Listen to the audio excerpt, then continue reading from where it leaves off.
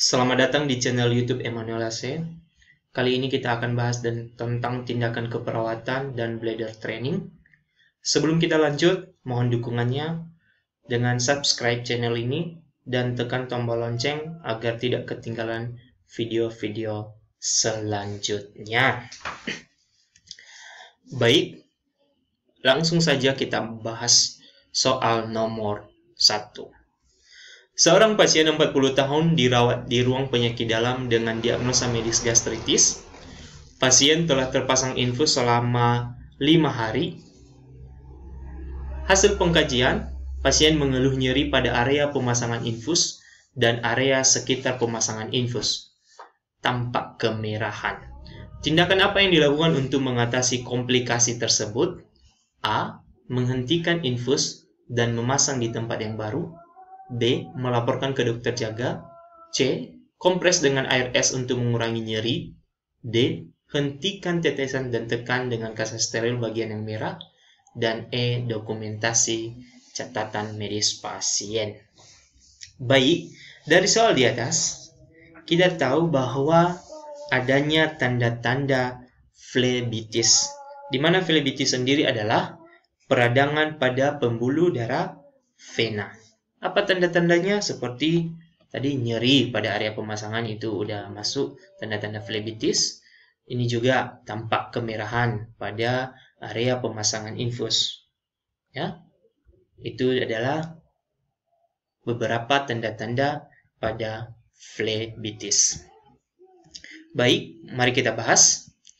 Tindakan yang tepat untuk kasus di atas adalah menghentikan infus dan memasang di tempat yang baru karena telah terjadi flebitis. Seperti yang saya katakan sebelumnya, area yang telah terjadi flebitis tidak dapat lagi digunakan untuk akses vena. Jadi jawabannya adalah bagian A, menghentikan infus dan memasang di tempat yang baru. Kenapa bukan B? Laporkan ke dokter jaga. Ini tidak mengatasi komplikasi karena masih belum tahu kita apa advice dari dokter. Ini bagian C dan D, ini juga sia-sia jika tidak kita hentikan infus.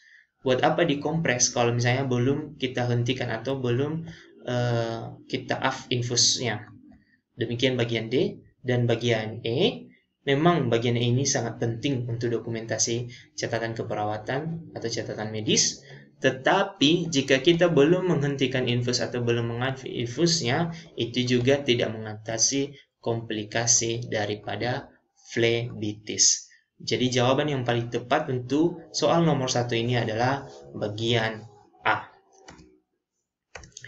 Baik, masuk kita soal nomor 2. Seorang pasien di ruang bedah postoperasi masih menggunakan Foley kateter 3-way dan dianjurkan untuk bladder training. Penerapan bladder training pada pasien tersebut adalah bertujuan A.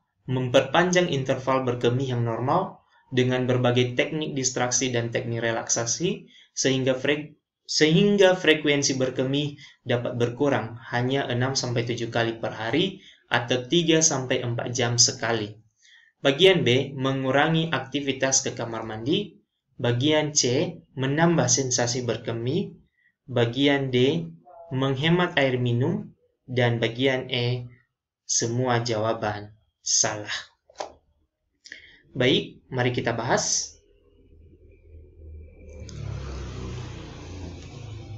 Bladder training adalah salah satu upaya untuk mengembalikan fungsi kandung kemih yang mengalami gangguan ke keadaan normal. Ya, ingat bahwa ini adalah untuk mengembalikan fungsi kandung kemih ke keadaan normal.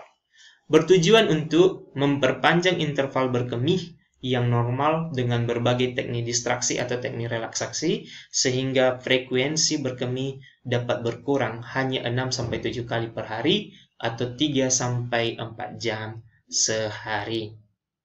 Jadi jawabannya udah jelas ya, jawabannya bagian A. Memperpanjang interval berkemih yang normal dengan berbagai teknik distraksi atau teknik relaksasi sehingga frekuensi berkemih dapat berkurang hanya 6-7 kali per hari atau 3-4 jam sekali. Jawabannya adalah bagian A. Baik, soal nomor 3. Seorang pasien post-operasi BPH masih menggunakan Foley catheter 3-way dan dianjurkan untuk bladder training. Penerapan bladder training pada pasien tersebut adalah dengan cara A. Membatasi minum pasien, B. Menyuruh pasien menahan kencing, C. Menginstruksikan klien untuk berkonsentrasi pada otot panggul dalam menahan kencing, D. Menginstruksikan klien untuk mengencangkan otot-otot di sekitar anus dalam menahan kencing dan mengklem selang kateter dengan kejepit klem selama 2-3 jam. Ini masih tentang bladder training. Ingat, di soal dikatakan bahwa dia masih menggunakan Foley catheter 3-way. Mari kita bahas.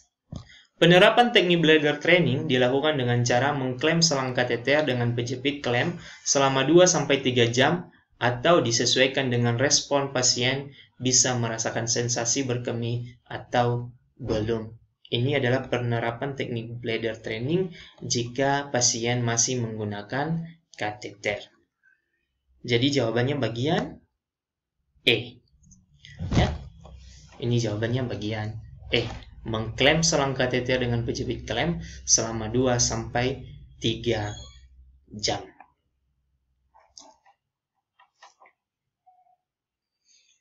Baik, sebelum kita lanjut, saya mohon dukungannya kembali untuk subscribe channel ini. Soal nomor 4. Seorang pasien masuk ke IGD dengan keluhan masuk benda asing di saluran pernafasan. Saat dikaji, benda asing tersebut tidak terlihat dan diperkirakan berada di saluran pernafasan bagian atas. Bagaimana penata pelaksanaan agar benda asing tersebut bisa keluar? A. Ambil segera. B. Lakukan metode hand-chin lift. C. Lakukan metode jab terus. D. Lakukan black blow atau Heimlich maneuver. Bagian E. Lakukan bronkoskopi. Jawabannya ini adalah bagian D. Mari kita bahas. Penata pelaksanaan benda asing. Ya, pada bagian jalan nafas, jika benda asingnya terlihat, maka boleh diambil segera. Ini sumbatan akibat lidah, ya. Dilakukan dengan hand-chin lift atau jab terus. Apa bedanya ini? Hand-chin lift dilakukan jika tidak dicurigai adanya patah leher, ya. Kalau tidak dicurigai adanya patah leher, maka metode yang digunakan adalah hand-chin lift. Tetapi jika kita menduga adanya patah leher, maka metode yang digunakan adalah jab terus. Jika benda asingnya tidak terlihat dan diperkirakan ke saluran nafas bagian atas, maka yang dilakukan adalah teknik black blow atau Heimlich maneuver. Ya, ini black blow ini biasanya dilakukan pada anak-anak, yaitu dilakukan penekanan pada bagian punggung sebanyak 5 kali atau sampai benda asingnya itu keluar.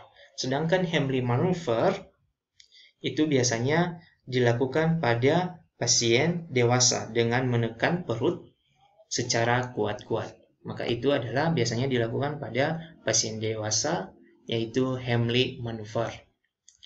Jika benda asingnya tidak terlihat dan diperkirakan ada di saluran nafas bagian bawah, maka yang dilakukan adalah dengan bronkoskopi, yaitu tindakan medis yang bertujuan untuk melakukan visualisasi trachea dan bronkus. Jadi jelas ya, bahwa di soal nomor 4 ini tadi, karena di saluran pernafasan dan benda asingnya itu tidak terlihat dan diperkirakan berada di saluran pernafasan bagian atas, maka yang dilakukan adalah black blow atau Heimlich maneuver. Ini tadi biasanya untuk anak-anak, sedangkan Heimlich maneuver biasanya pada pasien-pasien dewasa. Soal nomor 5. Seorang balita umur 18 bulan dibawa ke puskesmas oleh orang tuanya. Ibu pasien mengatakan anaknya baru digigit anjing 6 jam yang lalu. Saat dikaji, gigitan atau cakaran menembus kulit. Perawat ingin memberikan vaksin anti-rabies. Di manakah lokasi penyuntikan vaksin anti-rabies tersebut? A. Bagian gluteal, B. Deltoid, C. Abdomen, D. Scapula, dan E. Anterolateral. Mari kita bahas. Biasanya vaksin anti rabies jika dia umur dewasa maka di sini diberikan di bagian deltoid. Tetapi di soal ini masih umur 18 bulan, maka itu masih di bawah 2 tahun yang diinjeksikan pada area anterolateral. Ya, anterolateral. Jadi jawabannya bagian E. Ya. Jika dia udah anak di atas 2 tahun atau dewasa, maka baru diinjeksikan pada bagian deltoid. Untuk bagian gluteal ini tidak dianjurkan. Kenapa? Buruknya respon antibodi yang didapat. Jadi ya, di soal ini umur balitanya baru 18 bulan atau di bawah 2 tahun, maka yang paling tepat untuk memberikan VAR adalah di bagian anterolateral, bukan di bagian deltoid. Ya. Jawabannya bagian E. Soal nomor 6. Tuan S, 49 tahun, sedang di ruang unit stroke rumah sakit umum daerah. Pasien mengalami kelemahan ekstremitas kiri. Skala kekuatan otot didapatkan tangan kiri nilai 2, kaki kiri nilai 2, dan ekstremitas bagian kanan normal. Apa tindakan yang tepat pada pasien tersebut? A. Pemberian antibiotik, B. Pemberian manitol, C. Pemberian bantal pada ekstremitas kiri, D. Melatih ROM, dan E. Mendekatkan kursi roda.